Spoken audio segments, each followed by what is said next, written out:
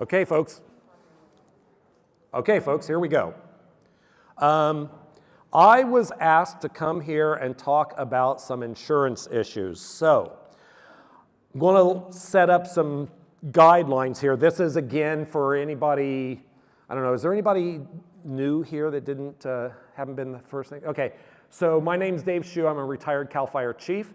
I worked for CAL FIRE for 32 years.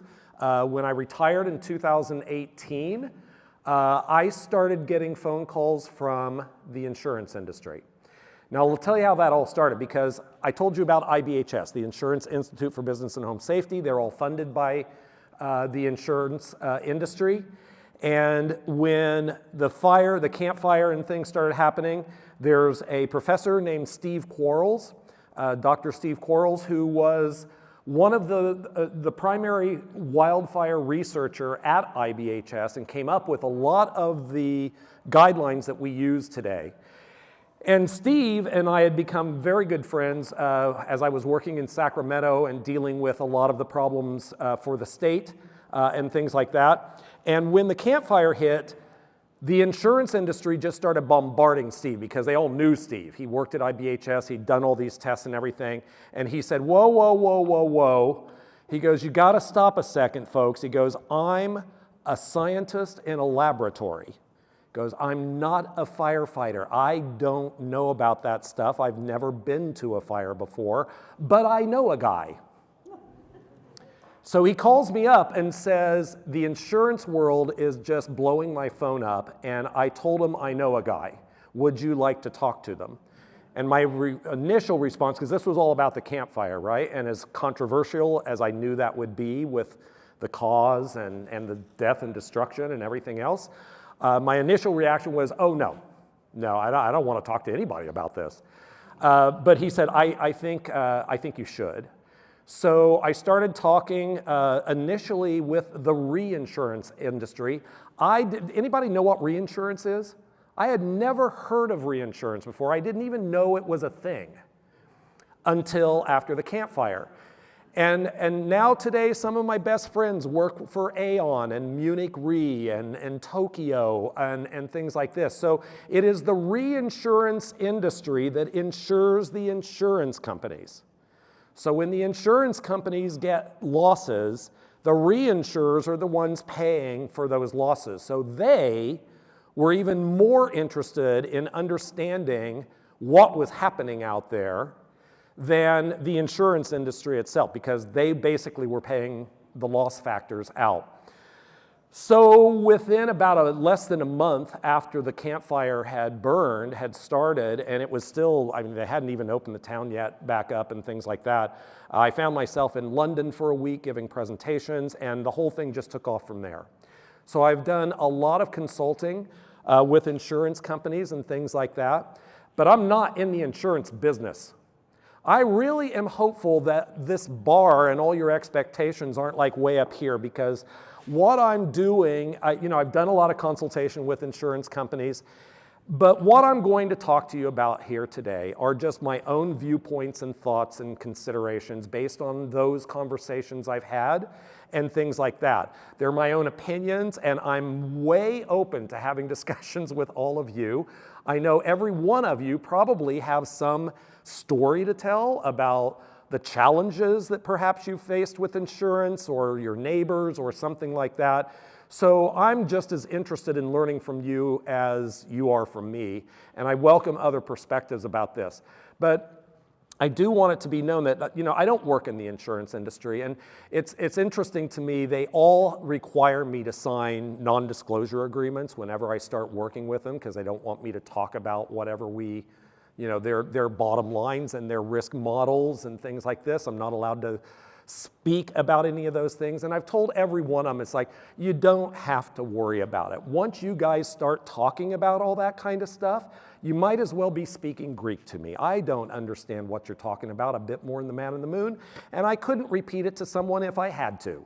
So I'll sign your NDA, but it really is pointless, because I don't even understand what all these things are that they talk about. I couldn't even repeat them if I had to. So, but what I do know is that the insurance industry overall was caught off guard by all this. And that really kind of changed everything. And I put some slides together to kind of talk about some of this stuff. In my meetings and workings with the insurance industry, I came to find out a couple of things. And it actually caught me off guard because I thought the insurance industries really had their finger on the pulse. I thought they were really, really good at this kind of thing. And I was wrong. They were not prepared for what has been happening. And what ended up happening is that when they have big losses, they would have these little blips on the radar screen. The Oakland Hills fire, the tunnel fire in 1991 was a big blip on the radar screen. And that was a big blip for CAL FIRE too. I was working at a fire station just east of Oakland.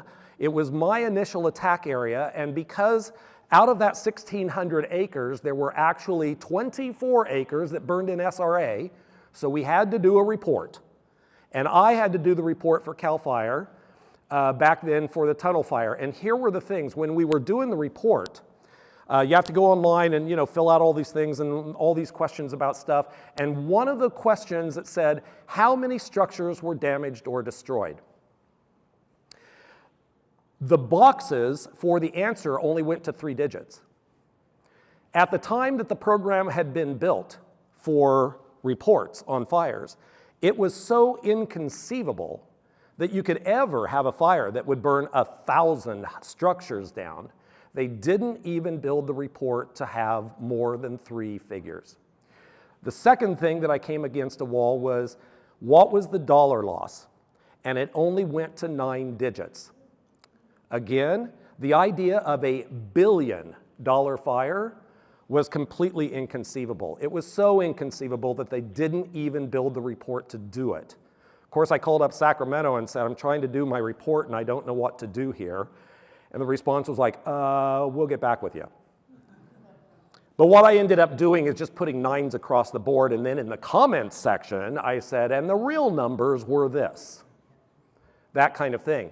But what happened in the Oakland Hills fire then translated into another big blip in 2003 when the Southern California siege hit, and again in 2007, and then the Valley Fire and the Butte Fire in 2015. And that was, that was only 8 years after the big sieges in Southern California. And then in 2017, of course, the North Bay fires and all those kind of things, that was a big blip. That finally surpassed the Oakland Hills by a lot. And all these things started happening, and that was a big blip, and they kind of like took, all the eyebrows went up in the insurance industry. But again, it was considered to be just an anomaly. It wasn't the norm. It wasn't a precedent-setting thing. It was just a big blip, and they could weather that blip until the following year and the Camp Fire hit, and Paradise went down. And the collective scream, you probably all heard it, was what the hell is going on out there? That was sort of the question they asked. And when I started talking with the insurance folks, I asked them, I said, why is this as foreign to you as it is? I thought you guys really had your finger on the pulse, and this is what they told me. Essentially, they said that wildfires have always been a part of their portfolio. They cover wildfire losses, they always have, that kind of thing. But it was a very, very tiny percentage of what they were doing. In fact, one of them told me that said, look, you got to understand the perspective from where we sit. If we have a bad hailstorm on a summer day in Dallas, that causes more damage than all the wildfire payouts that we make for the entire year. So wildfires had never reached a point in their portfolio as to be a big concern for them. When they did have these little blips, they were just always able to cover it. But back-to-back fires in 17 and 18 now eclipsed. Instead of being that little blip on the radar screen, they were paying out more losses than hurricanes and wind damage. And that made them wake up and take notice. And the fact is, they were simply unprepared. They didn't realize that something like that was going on. And the insurance industry has a lot of very, very smart people working for them. They are brilliant forecasters. They spend a lot of money predicting and noticing where the trends are going, what's going to happen, and being ready for it, being ready for the next disaster, being ready to cover those things, because that's their bottom line.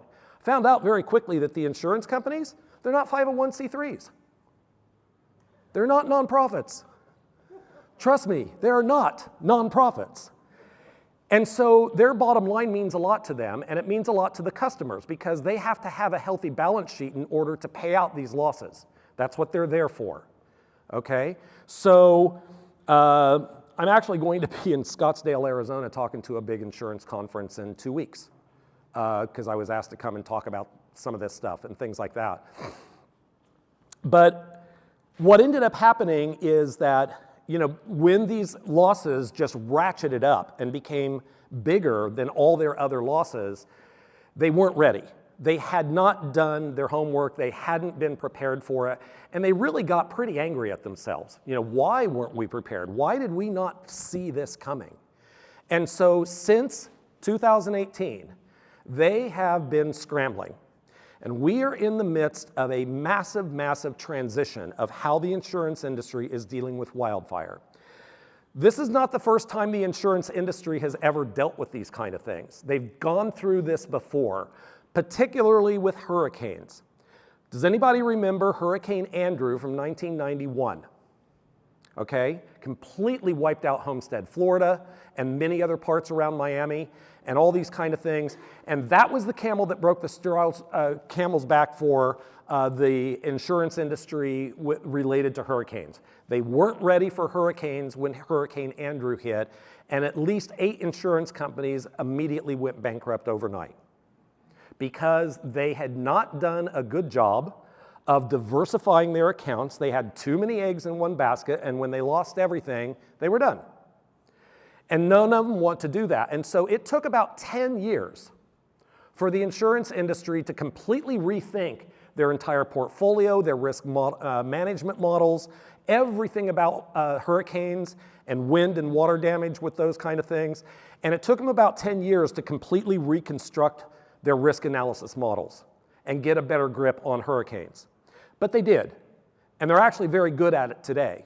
And as bad as the hurricanes continue to be, they are prepared for it, and you're not seeing those kind of losses anymore, even with the likes of Hurricane Ian that just hit Florida late last year and all those kind of things. They're weathering those storms fairly well. But now it's wildfire's turn, and they're going through those same traumatic changes that they had to go through to learn about how to be more in tune with hurricane losses. They're doing the same thing with wildfire losses. So they're learning quick. They're learning very quickly. But they're a long way from knowing all of it. And I would say if you factor in that 10-year window that it'll take them to really completely change, we're about in the middle of it. I'm going to make the argument that maybe we're probably that 10-year period beginning in 17 or 18, we're probably halfway through the change that they're going through to kind of get a better grip on this kind of stuff. They're going to be improving their risk analysis model. And if any of you know these big, broad assumptions for many, many decades, the insurance industry took a scope of very large landscape scale assumptions. They said, if you live in this zip code, that is a very dangerous zip code, and therefore, we don't want to cover you there, or we'll drop you, or you have to do exorbitant things, or whatever the case may be. But they just looked at it as a zip code. And if you lived in that zip code, and you had done all the things that we're talking about today, you took those dials and you dialed in the home hardening and your risk analysis and your exposure risk, and you were the poster child of everything that we're asking you to do from a wildfire perspective, didn't really matter because you lived in that zip code, right? That's all going to change. I cannot stress enough how important that all of this work that we've been talking about here is going to be for you personally and your neighborhood. Because now they have to start taking stock of it. I'll come back to this in a second because I want to look at, the regulatory packages. There is a program of new regulations that Insurance Commissioner Ricardo Lara put in place last October, okay? It's called Safer from Wildfires, and it's the new regulatory package that he gave the insurance industry 180 days, 6 months, for them to all submit new rate packages that outline how they are going to address wildfire issues. The deadline for those submissions are April 12th, just a couple of weeks from now. So that's going to change things because the insurance industry will submit their rate packages where they have to describe how they're going to consider and take into account work that you are doing on your property, and they just don't have the luxury of saying, oh, you live in this dangerous zip code, we don't care, you're gone. They don't ever cancel anybody, by the way. They just simply non-renew your policy, okay? Tomato, tomato, whatever. But that kind of thing. Yeah, go ahead, sir. Yeah, we heard from our insurance person that one of the things that we're also going to see is the change that happened after the Thomas fire and the debris flow, where the insurance industry was forced to cover the debris flow under a fire policy. Yeah, so the question for those remotely, that after the Thomas fire and the debris flow that occurred in the Montecito area and such, they were then required to cover the losses from that debris flow because it was a result of the wildfire. Even though it was a month later, it was a result of the wildfire, and it wouldn't have happened had the wildfire not denuded the hillsides. So that is true, that they're being forced to cover those kind of things. So we're all anxiously awaiting that April 12th deadline. And it's, oh gosh, I've talked to a couple of the deputy commissioners, not Commissioner Lara himself, about this, but a couple of the deputy commissioners that I've worked with on some other projects have told me that they've had very few insurance companies actually submit their packages yet, which is normal because you don't want to put your package in early and give the opportunity for maybe some of that information to leak and your competitors start seeing what you're doing, so they react to that. So the most likely scenario here, folks, is that there will be this massive dump from hundreds of insurance companies all putting their packages in on April 12th. Maybe a few will come in on April 11th, but most of them will come in on April 12th. And then what happens is that the insurance commissioner's office will have to review and approve all of those packages, which is going to take a little time. And I don't even want to hazard a guess as to how much time that might take. I'm just not even going to hazard a guess. I don't know. I don't know how, what they're going to have to review. They don't know what the packages are going to look like either, so they're not sure how long it will take them either. So we just have to wait for that process to go through. But once that does, I'll get to you in a moment, once that does, it's going to require them to recognize the work that you and your neighborhoods have taken to help reduce your risk of wildfire impacts. And that's why it is so critical and so important that you take the steps that you need to start hardening your home. Keep that long-term maintenance going. Do the defensible space programs. Build that 5-foot non-combustible zone, which is really hard. How many here, think about this really quickly. I tell everybody, go home and take everything around your house for 5 feet and get rid of it. There shall be nothing flammable within 5 feet of your house. Nothing. It is completely a non-combustible zone. How many of you are willing to go home and do that this afternoon? It's a beautiful, nice day. You can go out and do it, right? I maintain that we're in a world today where the science and the research and what we're learning from all those tests at IBHS and NIST and everything else is accelerating at lightning speed. We're learning a lot very, very quickly. We know so much more today than we did 5 years ago, so much more. I could not have given this talk to you today and even told you about a fraction of the things that I had up there on the board because we didn't know. But we know today, and 5 years from now, we'll know even a lot more than we know today. Let's all come back here in 5 years and we'll have a whole different conversation because it'll all be new. But what's happening is that coming up with these suggestions on what to do aren't just simple little acts of writing regulatory language on paper. And trust me, working in Sacramento, I did a lot of work with the legislature and the governor's office on regulatory packages and things like that, and it's words on paper, folks. But how do you enforce something like that? Because I would argue, and probably most of you in this room, maybe not so many of you in this room because you're all here to learn and absorb fire-resistant stuff, but I'm going to share with you that telling people to change the entire concept of their landscape around their home is very, very difficult for a lot of people. I've had people actually tell me this: I'm not taking Grandma's prize rosebush out. That's Grandma's prize rosebush. That stays. It's like, I don't care what you do to me. I've got a 250-year-old historic oak tree sitting 4 feet from my house. It's not coming down. What do? And the fact is that our paradigm of what we think of as attractive landscaping around their homes has been driven by 200 years of tradition.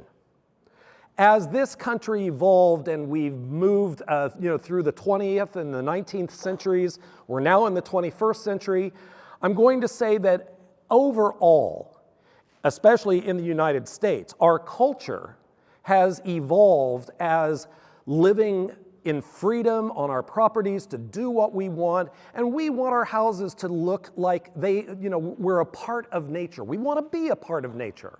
We want it to look like it's integrated into the landscape. And that's why we push a bunch of brush and trees and bushes right up against the house, because it makes it look attractive. And I think would argue that most of society sees that as their paradigm. This is what attractive landscaping looks like to them. This is what they think about. This is what they know. And now suddenly on a dime coming up here and telling everybody that, well, that's wonderful, but it's all wrong and you got to take it all out. That's going to be really tough for a lot of people. It's going to be very, very difficult. And so I would argue that the social changes that are required to make those things happen are much, much more difficult than writing regulatory language on paper. And the insurance industry is going to follow those guidelines because, why? They do work. We know that a non-combustible zone 5 feet around the house significantly reduces the likelihood of an ignition of your house. That's just plain fact. And the research and science proves that that works. So if you're an insurance company and say, so that's what we want people to do because that reduces our losses because fewer homes will burn down now. So now we've got this tug of war going between what our society and our paradigm of what we think of as attractive landscaping is coming in direct conflict with what we know the science is telling us about structure ignitions and things like that. So it's a very, very difficult place to find ourselves in right now.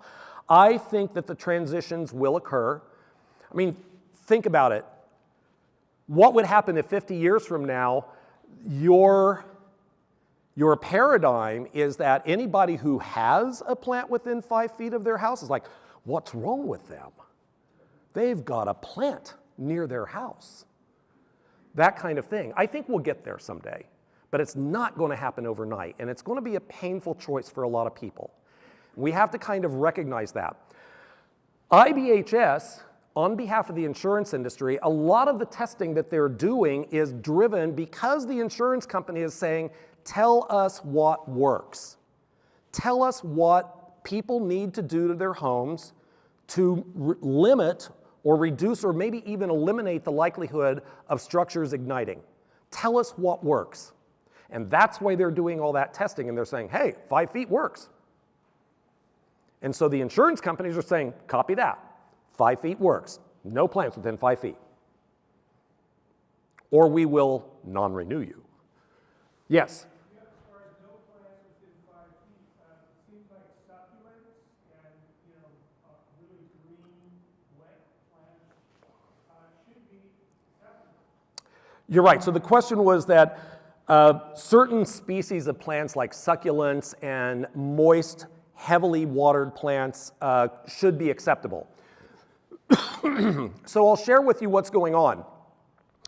Because of this 5-foot rule, the legislature actually passed a law that said that the Board of Forestry shall create new regulatory language in the Public Resource Code that outlines how to do that 5-foot zone. And the new regulations are now being published by the Board of Forestry, but the way regulations work is that the Public Resource Code is just the guideline. It says, you shall have an address sign at your house. You shall have a defensible space around your house. You shall have a non-combustible zone around your house, all these kind of things. But the details of how that works, your address sign has to be a minimum of 3-inch letters that have a minimum of 1/2-inch stroke, reflective on a contrasting background, et cetera, et cetera. So that goes into the code, California Code of Regulations, CCRs. So the CCRs in the state of California are the actual details of how to comply with the regulatory language in the Public Resource Code. Are you all falling asleep here now? This is like terrible stuff. But that's the way this works. So some of the language that's going to be incorporated into the CCR language is not completed yet. And why? Because the committee that they put together, they brought together a diverse group of people to discuss and come to conclusions on what that 5-foot zone package looks like. Not even the committee could come to conclusions on it. It was that controversial about people saying, I don't want to have a non-wood fence next to my house. True, some said that. They didn't sit through my class. But the fact is that they're still looking at it. IBHS has put together a new program. You can go onto their website and look at a program that they've put together called the Wildfire Prepared Home, which the insurance industry is looking at. And if you look up Wildfire Prepared Home, it's a very, very black and white picture.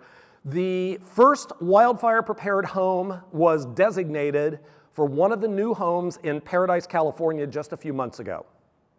And there now are more wildfire, people applying that they have to pay for an application, they get an assessment of their house, and if they meet the requirement, they get a certificate from IBHS saying, you meet the requirements and are designated as a wildfire prepared home. So it asks the question, will the insurance industry say, show us that certificate and we'll be good? Some may likely do that. We'll see on April 12th if any of them build that into their regulatory packages. I don't know whether they will or not, but we'll see. But the Wildfire Prepared Home by IBHS, because they're being funded by the insurance industry, and the insurance industry is using the findings that they are coming up with as the guideline for Wildfire Prepared Home, says these are the things that work. But, and there's a big but here, even IBHS will admit freely that we're still learning. We don't know. When they get contacted by somebody that says, I've got my 250-year-old oak tree next to my house and there's big branches overhanging the roof, why is that a risk to my house? Because oak trees are highly wildfire resilient. I would be willing to bet a lot of money that that oak tree right next to that house is not a cause of concern for that homeowner from burning up and causing the house to burn up. That's not what happens. Oak trees don't ignite structures on fire because oak trees are highly resilient. What normally happens is if the house starts on fire, the burning house burns the oak tree, not the other way around. Seen it many, many times. I've got photos. Okay? So what we're faced with is that IBHS is even freely admitting the fact that this is what we know today, but we're learning new things every day. And those regulatory changes and those requirements and guidelines for the 5-foot zone and things like that will likely change over time. And the Board of Forestry, because I know them, I've talked to them and they recognize the fact that that cell and that enforcement of nothing combustible within 5 feet is going to be next to impossible. So they've done exactly the same thing of saying, The language is going to come out. When it gets finished, there will be certain species that will be acceptable in minimal quantities, minimal size, and don't put stuff under windows. Because if stuff starts burning under windows, you risk the likelihood that the flame and heat could actually compromise the glass. And if it breaks, then that provides a path for the fire to get in the house. So you don't want anything around windows and door openings and things like that. But the regulatory language for the state of California is going to be different than what the wildfire prepared home guidelines are for IBHS. We know that already, even though they're not published yet. But that's why we're still learning. We don't know everything yet, and we're using the best information we can to do that. But back to how that all affects you. What you do and the requirements that they are going to put on people to comply with fire safety regulations and Firewise communities. The Department of Insurance on Ricardo Lara's homepage actually talks about this whole thing in the Safer from Wildfires and specifically calls out NFPA, the National Fire Protection Association's Firewise USA program, which is an integral part of what's happening here in Santa Barbara with the RWMP program. Many of you, how many of you are in Firewise communities here or in the process of becoming Firewise? So a number of you, okay? That is specifically called out in the regulations from the Insurance Commissioner's Office for insurance companies to recognize, and they have to take that into account. It doesn't mean that they still can't choose to non-renew you or something like that, but it makes them look at it and just not wipe their fingers and say, oh, they're in that zip code, we don't care. Okay? They have to pay attention to what you're doing, and so therefore, if you've done all the right stuff and you've got your property and your house dialed, that is going to carry a lot more weight in the future than it ever has in the past. A lot more. I can guarantee you that. Nothing that you do today is going to be without cause. It's going to be important, it will be valuable, and it will mean something. And you'll get a benefit out of it. We know that that's going to be the case. I pulled off some things here. This is strictly, I cut and pasted this morning. This is straight off the homepage of the Insurance Commissioner's website. And look at this. Commissioner Lara protects policyholders affected by wildfires. Being safer from wildfires can help your insurance. Learn about wildfire recovery and actions. What do you think the Insurance Commissioner's whole world is focused on right now? There's something about COVID-19 and tips for winter storms. But what's all the rest of it about? Wildfire. They're putting a lot of effort and they're going to pay attention to how that works. This is straight off their webpage. So there's a lot of information in here that you can go get about this Safer from Wildfire stuff. The Safer from Wildfires, here's the link. This is again straight out of their page and things like that. So you can click on it. Here to view the list of insurance companies currently offering discounts. Now that includes the Firewise program. The Firewise USA program was started in about the early 2000s, 2001, 2002, by NFPA, and so it's been around for over 20 years now. And there are some communities across the country that have been members of Firewise for 20 years. And so as you start on this, I'm going to say maybe 10 years ago, 8 to 10 years ago, USAA Insurance Company recognized Firewise and said, hey, you know what? That makes a difference. When you get a community, a neighborhood, that becomes collectively focused on reducing the risk of wildfire around their homes and their properties, that means something to them. And they were the first insurance company that started offering discounts for people who lived in Firewise communities. More companies and more companies are jumping on board. And the new Safer from Wildfires specifically calls that out, that if you've got Firewise communities, then you need to consider that. There are over 2,500 Firewise communities around the country in about 40 states. 640 of them are here in California alone. So you can see how big of a deal it is for people in California. Right now, I can tell you for a fact, because I work part-time with NFPA on the Firewise program, there are over 150 applications sitting in the pipeline right now for communities around the state of California on top of the 640 that are already there. Now, it is safe to say that the vast majority and the biggest reason why people are asking to join Firewise is because of this. Because after April 12th, insurance companies have to consider if you live in a Firewise community, that means something.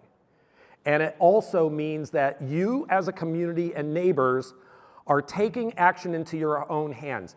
Firewise doesn't cost you anything. It's not a regulated program.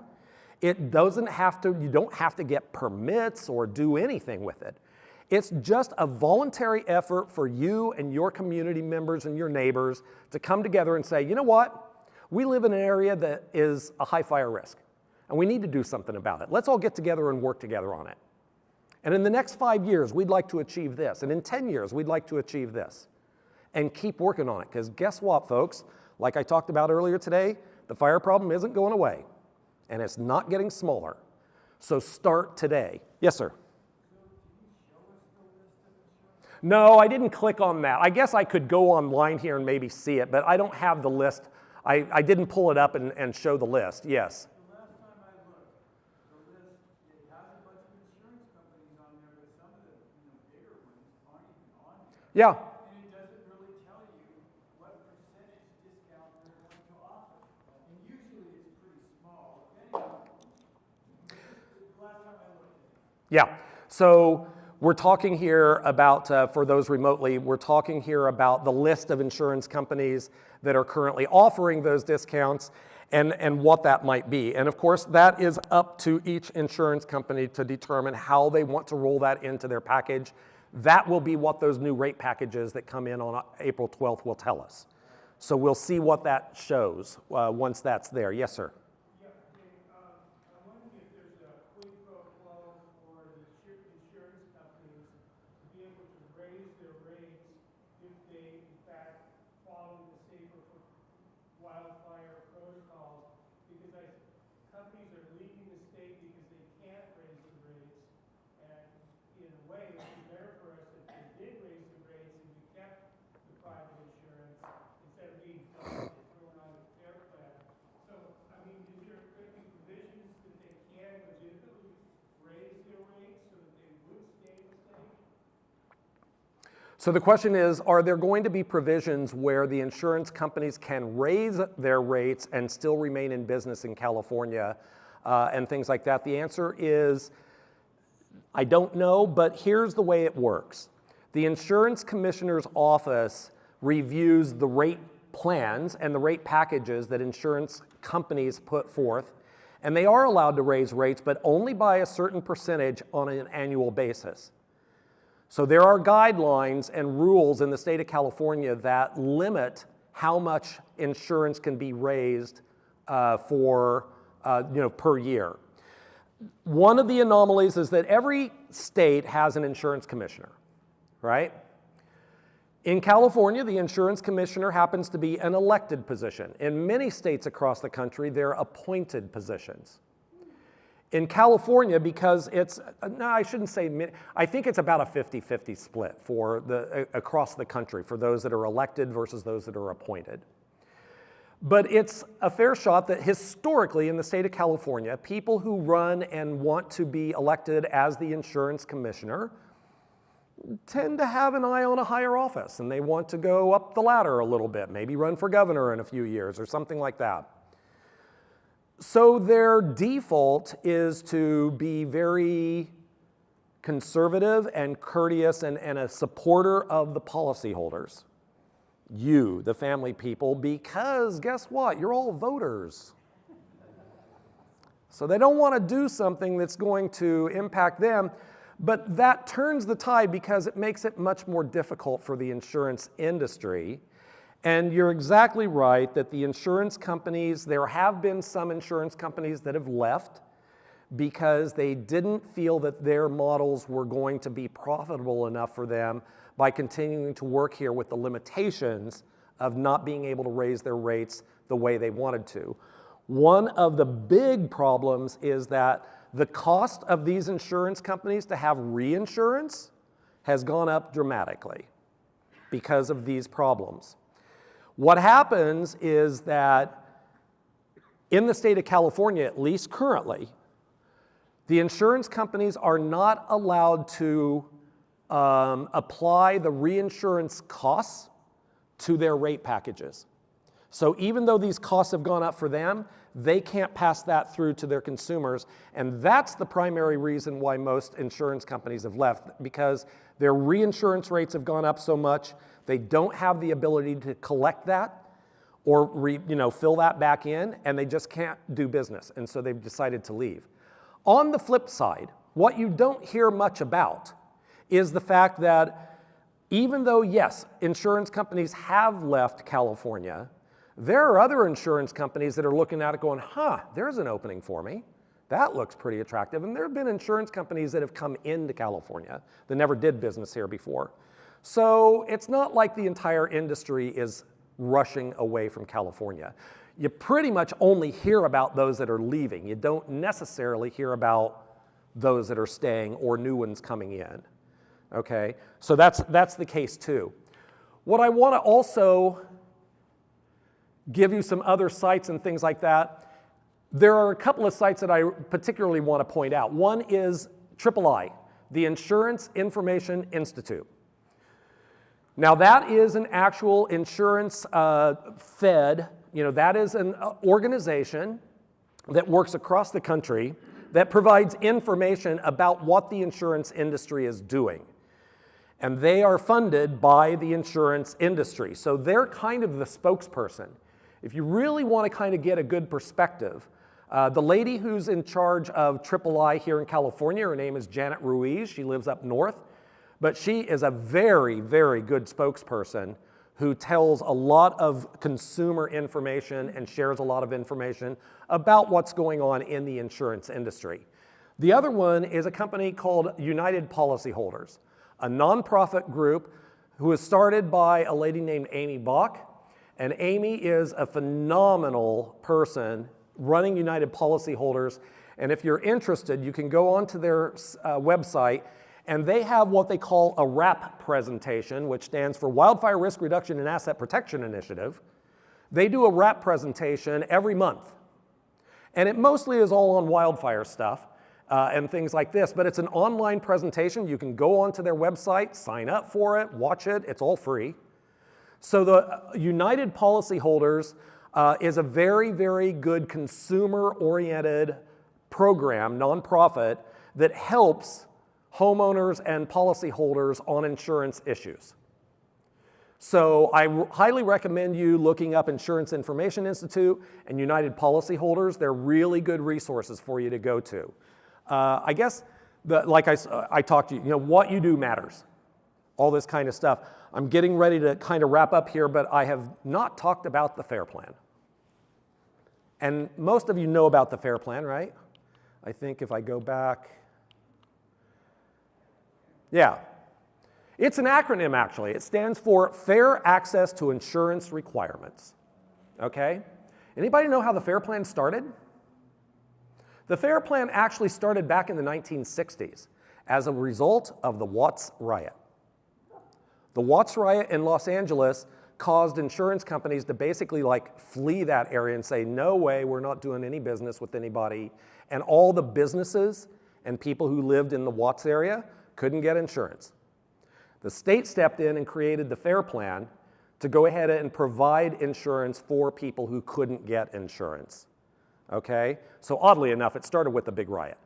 But the FAIR Plan actually has evolved into, it is the last resort, they call it, for insurance for wildfires, but it's not a complete policy. Is anybody in here on the FAIR Plan?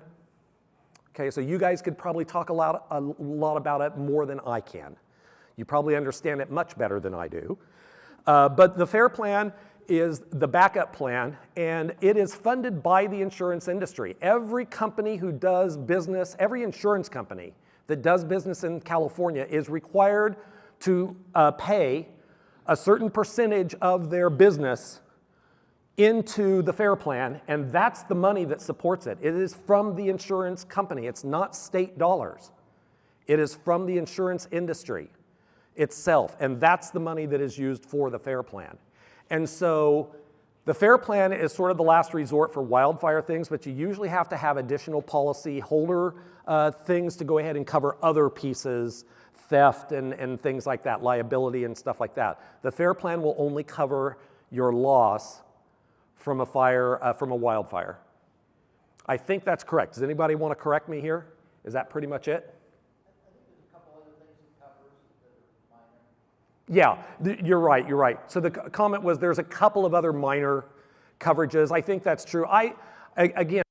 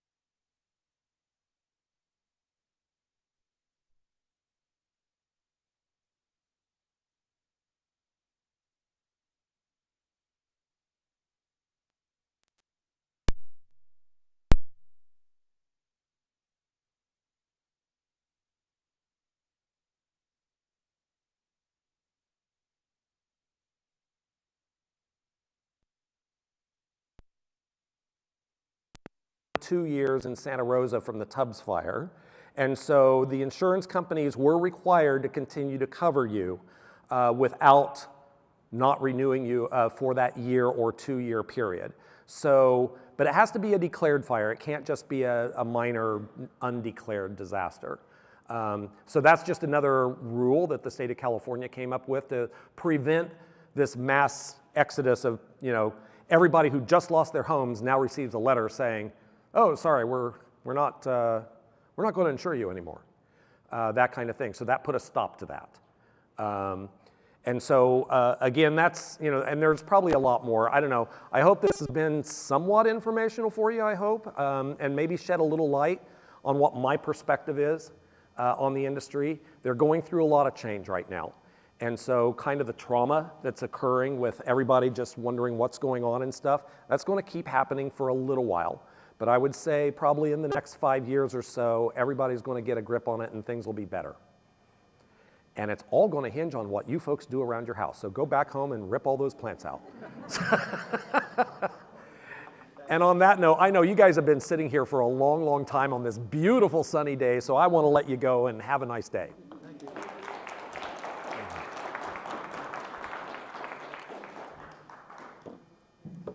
you everyone for coming, and I know a lot of you have been here with us 10 years, and we appreciate you all coming. Outside we have free home gardening sign-ups, free plant tracking table where you can win free native seeds, free mesh samples, our demo garden. So please continue to learn. Ethan's exhibit in the back showing different homeowner retrofit experiences and our home portal. If you took our event survey for our workshop, please turn it in. You get 2 free raffle tickets. And if you're new, we have a raffle going on. Tickets are $1. Goes to a good cause. Thank you all for coming, and thank you again, Dave Shew, for coming down here or up here or wherever you were. Wherever I was. We love having you. Thanks again, everyone. All right.